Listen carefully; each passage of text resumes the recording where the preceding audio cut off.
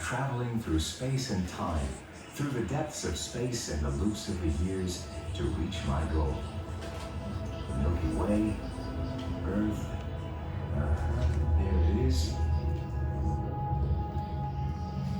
Just a bit further, Slovenia, Ljubljana, the Ljubljana Castle. Ha! I've made it!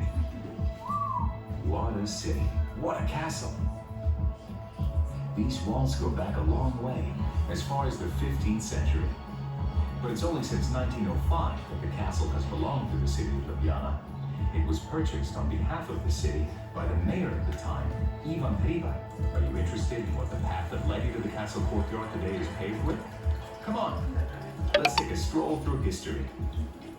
In the distant past, about 10,000 years ago, in the area where today the Ljubljana marshes spread over the landscape, there was once a large, shallow lake that I, a fire-breathing green dragon, used to rule over.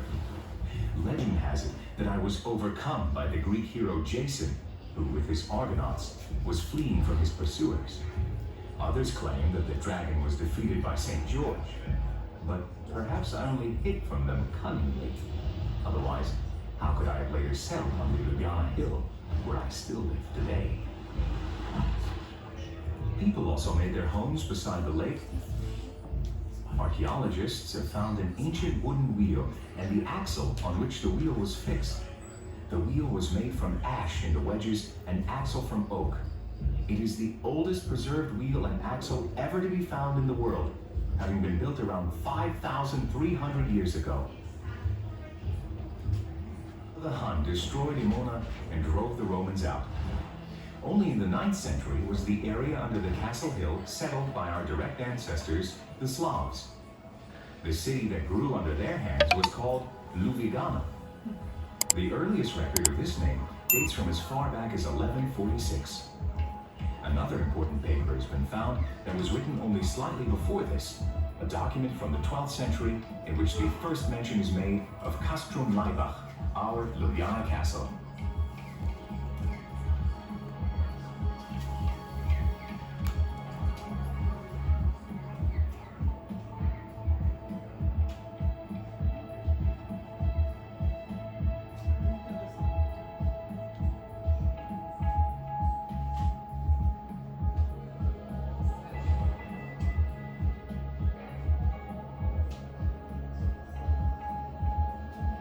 At this time, Ljubljana was ruled by the Spanheim clan, a line of Corinthian nobles. The most famous of them, Bernard von Spanheim, led the city from 1215 to 1256. It was during this period that Ljubljana gained city rights. In the city, or even in the castle itself, there was a mint where pfennigs were coined. After the death of Bernard's successor, Ulf was demolished completely. But what is a ruler without a castle? He immediately began to build a new castle, that which still stands today.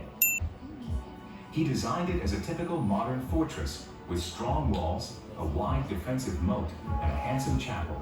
And he dedicated it to St. George, you know, that hero who was supposed to have defeated the dragon. The castle became a typical modern fortress, with an irregular ground plan, a large inner courtyard, and numerous towers.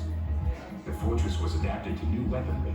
The entire castle complex was expanded, and a pentagonal entrance tower was built with a drawbridge and a defensive moat.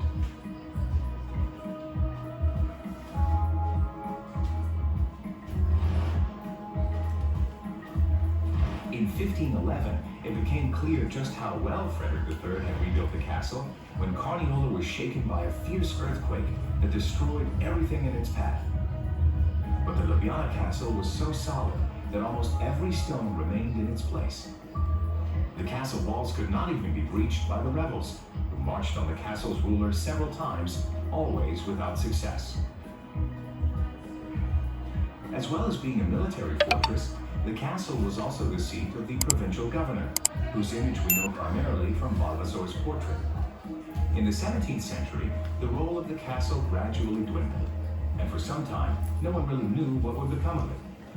Eventually, a military warehouse was set up in it. In the summer, we'll sit in the castle garden and listen to music. Maybe one day, there will even be a lift to the hill's summit.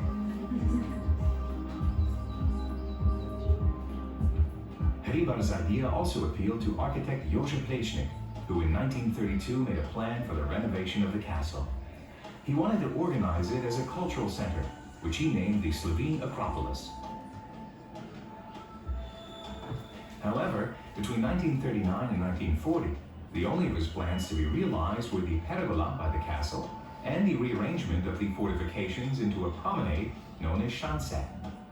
Because the initial plan remained almost entirely on paper, after the Second World War, Plečnik designed a new plan, the crown of the city. This time, he suggested that the castle building should be demolished and in its place, a magnificent Slovene parliament should be constructed. However, this was only a conceptual plan, and for some decades the castle remained as it was. In the following years, the renovation of the castle was undertaken by architect Boris Kobe, but his plans were only partly realized in the northeastern part of the castle complex. After the last inhabitants moved out in 1986, the Institute for the Arrangement of Old Ljubljana prepared a competition for the renovation of the Ljubljana Castle, which was won by Edo Ravnikar Jr. Along with his colleagues, Ravnikar came up with the concept for the castle as we know it today, an imaginatively revitalized cultural heritage memorial and an important cultural and tourist center.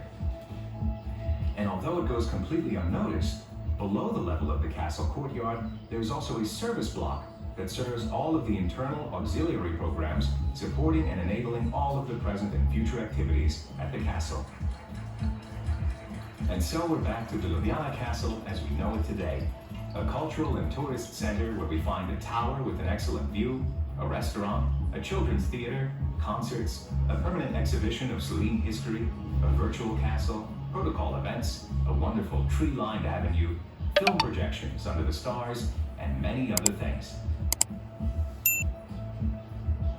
Even a funicular railway that brings visitors directly to the castle from the center of Ljubljana.